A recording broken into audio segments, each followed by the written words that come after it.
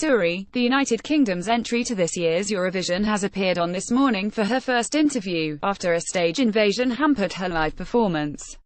Her big moment, broadcast to millions of viewers all over the world, was scuppered when a protester barged his way onto the stage, only to snatch her mic and scream a political opinion about the UK media being Nazis. Despite the disruption, SuRie, 29, carried on like a true professional and finished her performance on a high.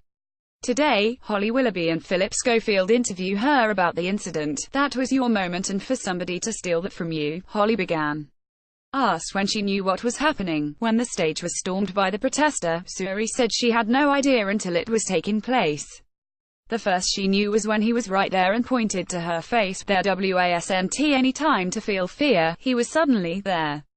The security were on him as quick as he was on me. He got the mic and, for a few seconds that it was out of my hands, the song was still going and the backing singers were still singing and the crowd were still chanting," she recalled. "I turned back and see the mic on the floor and I went, well, that's mine, so we'll just finish the song," she revealed. "Did he hurt you?" Philip asked, which was when the star explained her minor injuries. "Well, there's a couple of bruises," she began, and revealed that her hands and shoulder had both been bruised by the scuffle.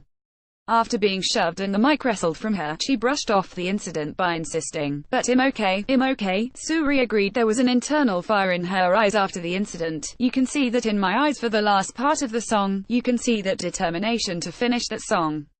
The lyrics took on a new meaning. "Hold your head up, don't give up." When asked about declining to perform her song again, the singer gave an honest answer. "We had that conversation and I was really proud of that performances. And as you said, you work up to that moment. You don't get to do the 100 meters sprint to the Olympics again because your shoelace is untied or something. You had that one shot and that was my moment and we didn't need to repeat it." The Eurovision singer spoke about her injuries on This Morning, reiterating her decision to not perform again, even after given the option to. SuRie said, "We had those conversations backstage. I saw the reaction and the faces of my team who were very proud of the recovery and the power of that, and we didn't need to go again. I don't want sympathy votes," she answered, when Philip brought up finishing 24th out of a possible 26, expecting people to perhaps vote for the UK after what happened.